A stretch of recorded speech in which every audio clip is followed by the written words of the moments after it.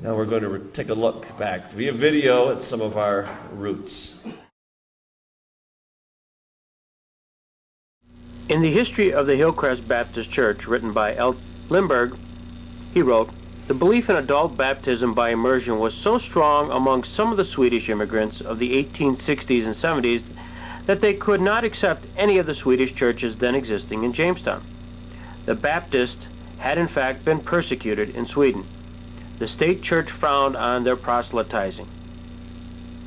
They were alien and therefore undesirable. Yet the Baptists slowly gained ground in Sweden, and a few of the converts came to Jamestown." 1900, and she come with a minister. She worked for a minister in Sweden, and they asked her to help with the children when they were moving to America. And when she come over here, they told her to go out and have a job, for they couldn't afford to have her. Jamestown, he met Mother at Chandler Street Baptist Church, and he gave her a diamond ring on the hospital hill here. No kidding. Huh? That's terrific. And on a midsummer night, they were married the following Thanksgiving in 1911. Devotion to Christ. Of course, as a youngster, Dad was our Sunday school superintendent there at Chandler Street Baptist Church, and I remember learning the Lord's Prayer in Swedish first. And I remember Dad leading the services. I'll never forget how he used to get up early on Sunday morning, and he would make breakfast for the whole family, and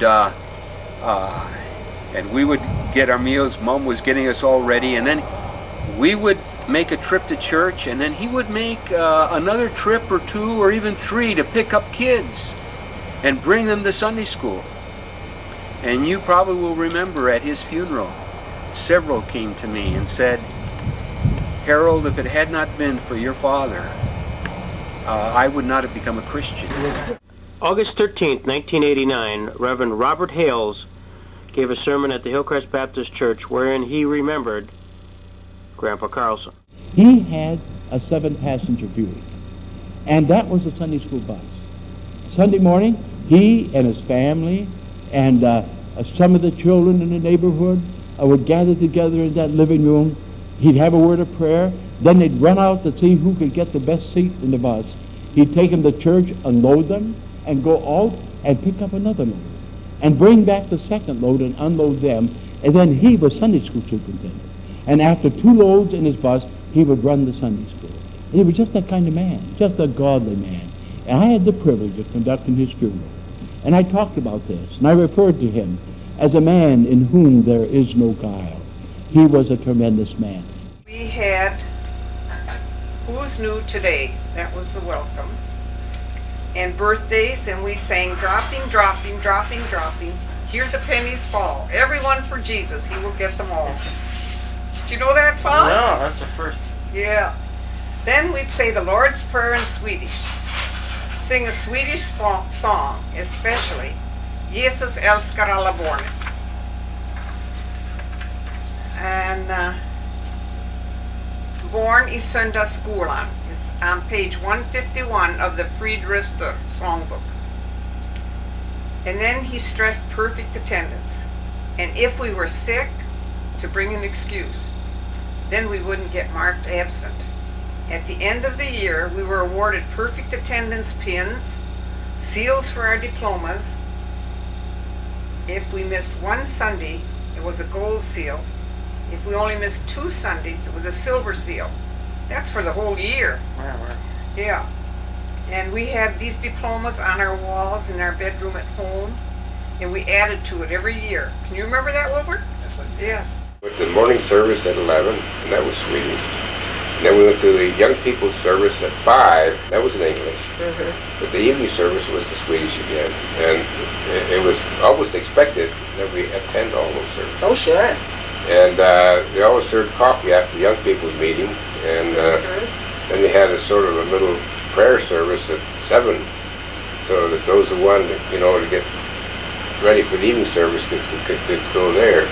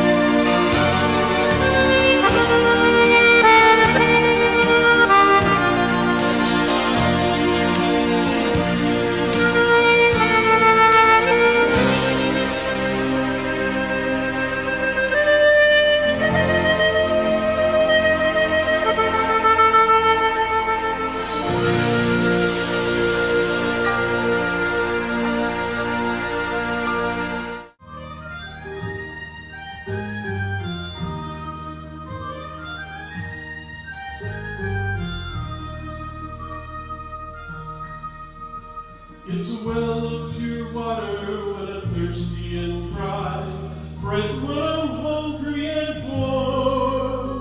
When the battle is raging, it's my faithful sword, a shelter from life's troubled storm.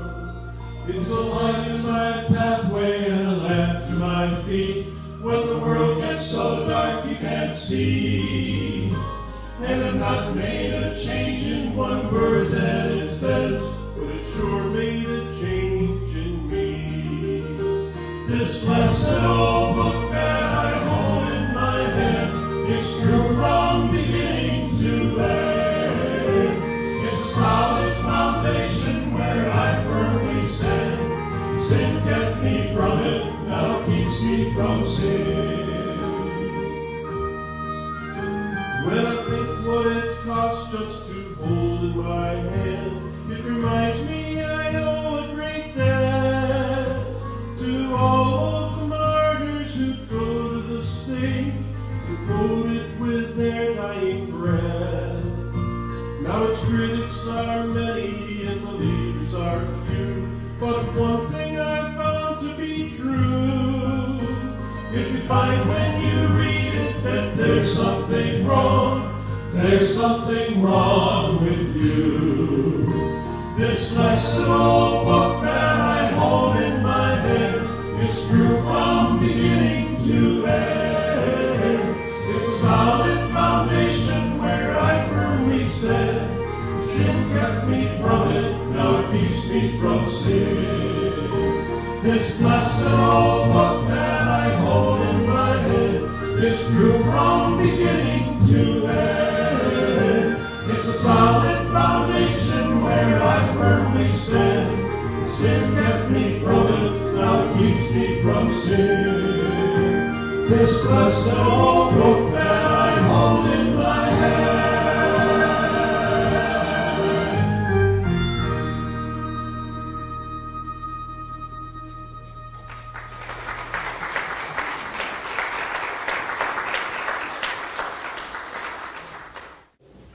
My mother's panicked right now. And the reason she's panicked is if you know her, she likes life to be organized, orderly, and complete control.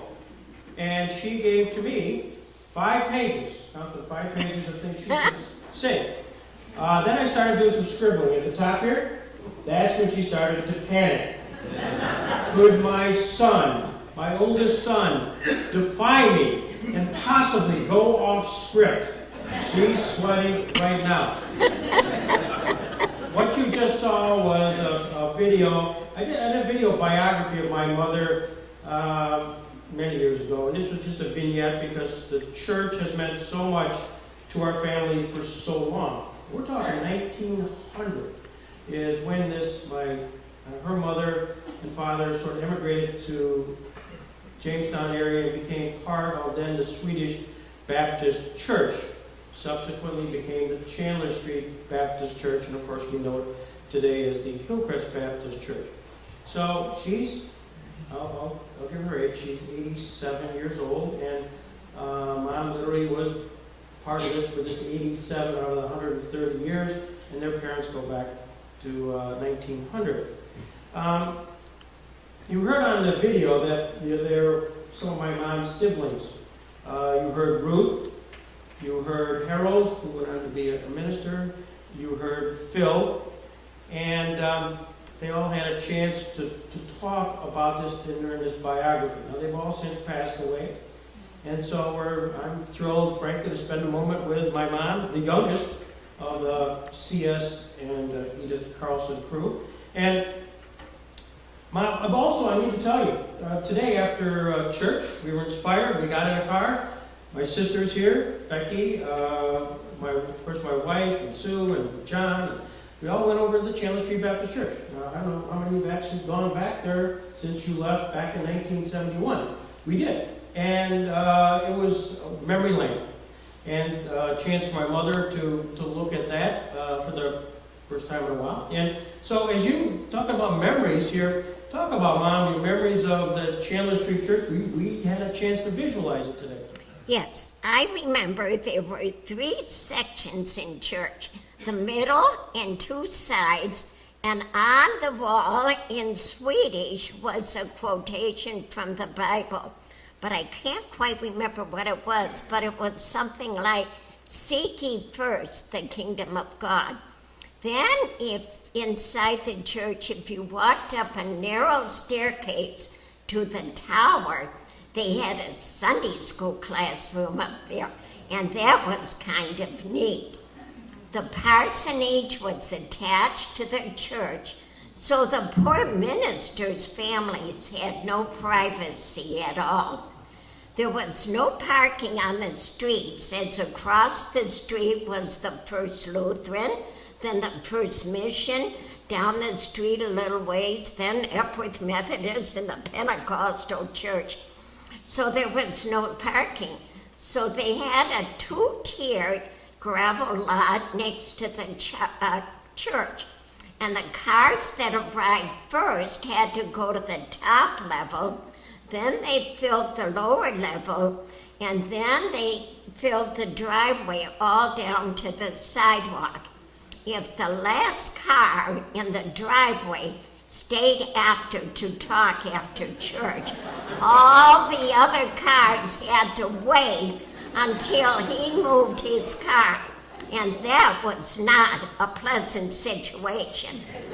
And I think that was one of the reasons why we decided to build and move to Hillcrest with a view to eternity. Well, it's also a reason why my dad lost his temper a few times, because inevitably he would be on that top tier. And inevitably the guy who was down at the bottom, you'll see the picture out there in the hallway. It's wonderful. It is so visual. I can see it now. My dad stuck up there while his Pittsburgh Steelers are about ready to play the NFL game at 1 o'clock. He was not a happy guy. And also, Becky was telling the story here today, that he would pelt us with snowballs because he had time to kill. It wasn't a happy can, and I'm sorry, Mom, I'm off script. But I'm looking at Shirley here, and I saw the Tower Road, and that was where you went to when you were in high school.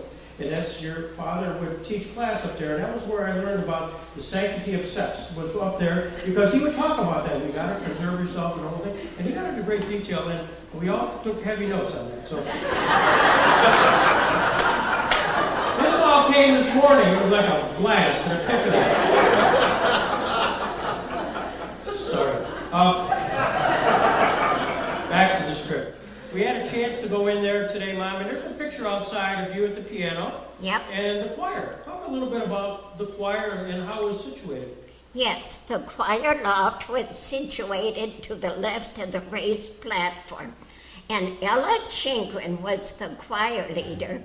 And she had this baton stick that she used in directing. And she hit the stand, and the choir would stand up. And they sang during the morning service, and then again at the evening service, usually a hymn. And my favorite was Wonderful Grace of Jesus, with our wonderful basses, including our own mayor, Sam Stroh. And the men in the choir came loudly out with Wonderful, the Matchless Grace of Jesus, deeper than the mighty rolling sea. And this is... Can you hear the basses?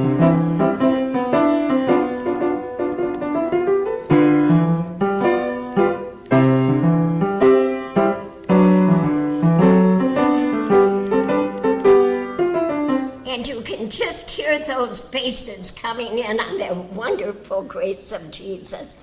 Then they never knew what they were going to sing at the evening service. The choir would meet in the side room, and she'd tell them what page and rehearse a little bit. But that was no problem, because the members were all good singers, and for the most part, they knew the songs that she picked. Mom, you saw up there this was the Sunday school certificate of, I think it was your dad. And I wondered, how did you make out with Sunday school attendance? Well, I could never miss Sunday school because my dad made sure we were in either the first or the second carload of children he took in his 7-passenger Buick to church every Sunday, which, incidentally, I saw we had the ad in the paper, 7-passenger Buick for sale for $125 in remarkably good condition. With all the kids in there, that alone is a miracle. My Albanian neighbors, the Constantines across the street and the Lynns down the street, all joined us, and our car was always full. You saw in the video Reverend Hales, 1989, gave a presentation here, and you taped it, as you do all that. And I just thought I'd share a little bit about, this is personal, bear with me a little bit, from Reverend Hales' sermon on your dad, Mom. The death of Brother Carlson has a particular lesson to us this morning. It speaks of the wisdom of investing our lives in the service of Jesus Christ. Brother Carlson was a butcher and a good one, but that was not his main business. His first love was always to be a good father and a good Christian. In both, he excelled. As a father, he provided for his loved one, for a fellowship with his children, and set the example of Christian fathering. He was known even more in our community for life as a Christian. It seems that from the first time I arrived in Jamestown, I heard stories of his good life. One young lady for whom I performed the wedding ceremony said to me, the only reason I ever had any Sunday school training was because of C.S. Carlson, was so willing to drive into the country week after week to pick me up. Another man told me just this past week, Mr. Carlson is the kindest man I have ever known. He would take not one trip, but 2 or 3 each Sunday. We children of his neighborhood would gather early at his home, then we would all kneel in his living room for prayer, and then make a mad dash for his Buick. I'll never forget him. Does it pay to invest in a life in such a manner? If Brother Carlson had earned $1 million, he could not have taken it with him. But he died rich in eternal values, for he has already heard the words of our eternal Master. Well done, thou good and faithful servant. Enter thou and receive thy reward. Henrietta Johnson wrote to my dad when he was ill about her being Sunday school superintendent or secretary while he was superintendent. And she mentioned the wonderful Christian influence that he had over us young people at the time.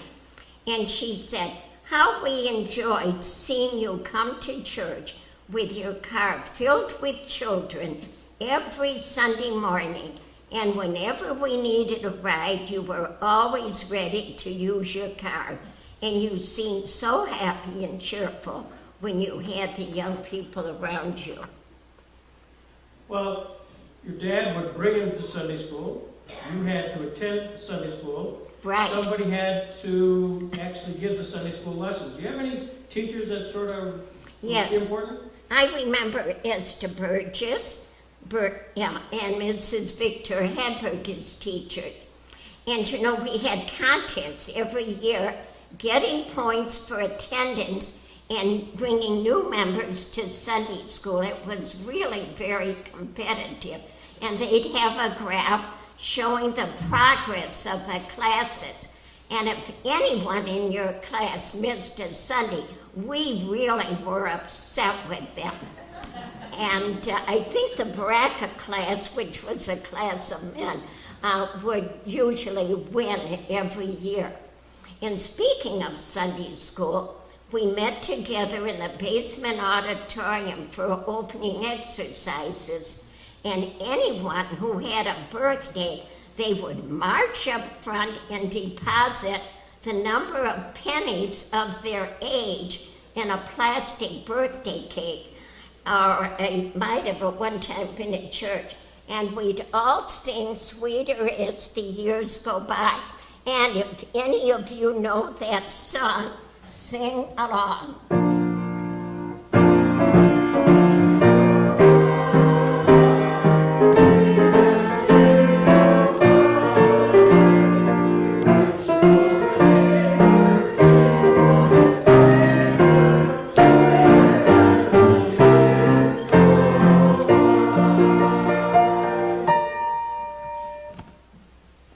You talk a little bit about dropping to see pennies fall.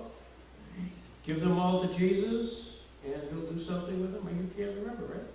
Yeah.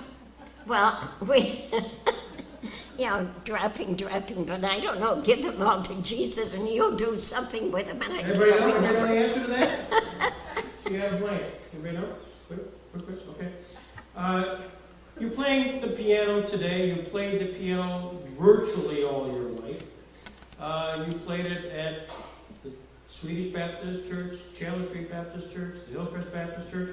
How did it all begin? I started playing the piano for church services when I was in 9th grade. Ruth Munson was the organist at the time, and being her cherished student, she volunteered me. I played there until I went away to college, and after marriage, I resumed playing for more than 30 years with Sylvia Johnson on the organ at Hillcrest. And incidentally, later on, Ruth Munson wrote me and said that our church was so fortunate to be able to get organists from within the church membership and not have to go outside. You know, you saw the movie here, and there was an awful lot of seemingly social life that was going on, certainly with your mom and dad, and I suspect it was continued on for you, whether it was parties, whether it was trips, a whole bunch of it. What was your social life like? My parents' whole social life was revolved around the church, getting together in their homes for birthday parties, bringing their guitars, mandolins, and singing songs in Swedish, like "He, the pearly gates will open."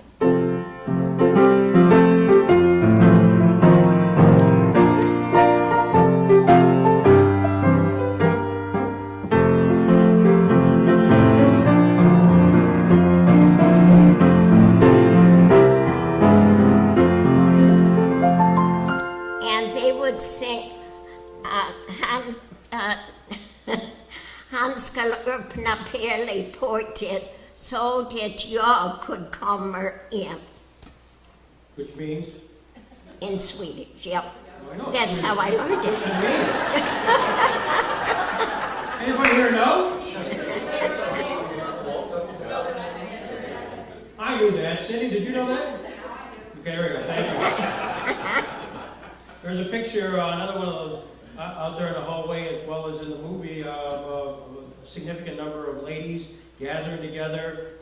They would do that, I suspect, monthly, Ladies' Aid. What was that about? Yep. I remember the Ladies' Aid meetings. They'd meet once a month, and there was a big deal with the ladies and my mother. And they would ask outside ladies to entertain with them and donate $1, even if they couldn't come. They just wanted a lot of people on that list of entertainers, and then they wanted the money. And then after they had their coffee and bull at the Ladies' Aid Society, Mrs. Almgren, the treasurer, would announce the offering, and each committee tried to outdo the others in the offering. Competitive giving, I like that. And we all said, yeah. One of the things, having grown up in the church myself, food was everything. Right. My gosh, Swedish meatballs, or you name it, somehow eating, and we'll be eating later too. So what was that all about? Well, we had penny suppers where you paid so much for each item food you purchased. And then I also remember going to young people's Singspiration at different homes after the Sunday night service. And we would sing choruses like, "Got any rivers? You think are crossable? Got any mountain? And unmovable? God specializes in things thought impossible, and He can do what?" And then what He can do then, of course, rolled away, rolled away. Everywhere, nothing rolled away. And they'd sing choruses like that, and my sister would let me tag along with her, and it was a time of testimony and singing, and the young people were drawn closer to the Lord, and some even giving their hearts to the Lord at these Singspiration meetings. Mom, you're sort of the Baptist version of Mark Russell. Story and the song.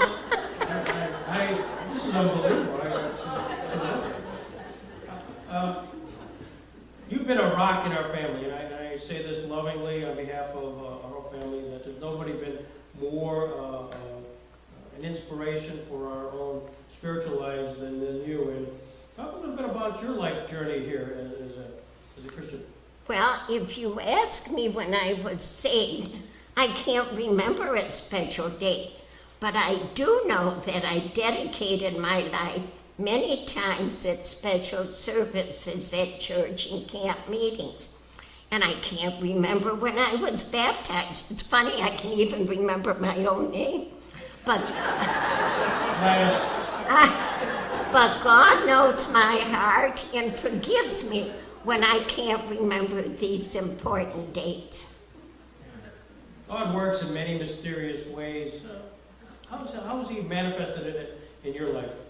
Well, I do know that God answers prayers. When I had spinal meningitis at age 8, and drugs weren't as available at that time, even old Dr. Balone said that it was a higher power that cured me.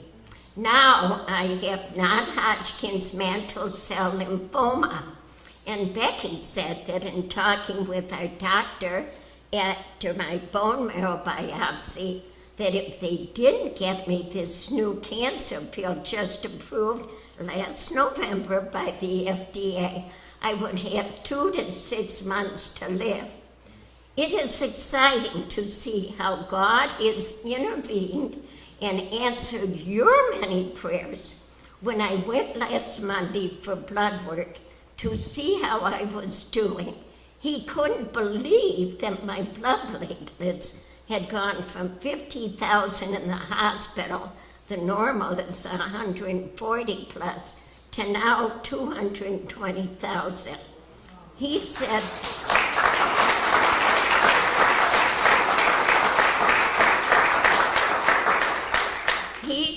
that pill is a miracle, but I know who performed the miracle, our God who answers all our prayers. In January, you're going to turn 88. And I suspect the way this is going, you'll be about 108 before we know it. If you reflect, as you pause here in Hillcrest Baptist Church, what's your 87 years mean to you? I was brought up all 87 years of the church's 130 years. Can you believe that? From birth to cradle roll to now. My mom and dad met at the old Swedish Baptist Church and were married there.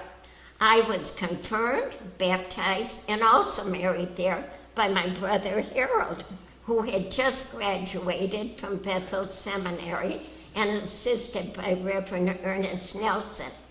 My 3 children were all baptized in the church. Becky was married there, and many of my grandchildren baptized by Reverend Augustine in Lake Chautauqua at Mission Meadows at a church picnic.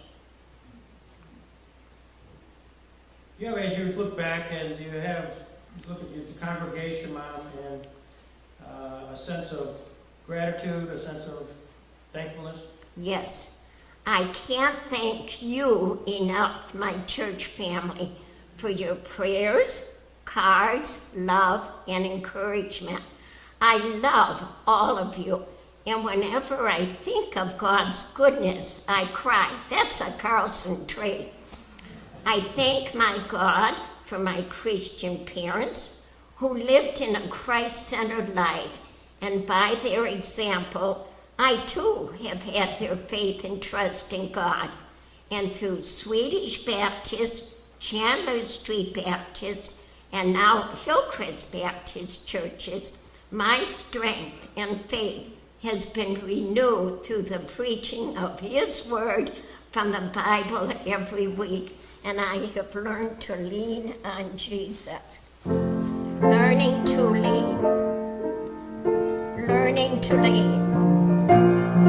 I'm learning to lean on Jesus.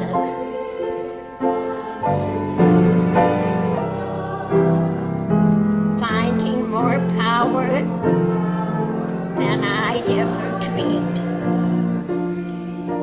I'm learning to lean.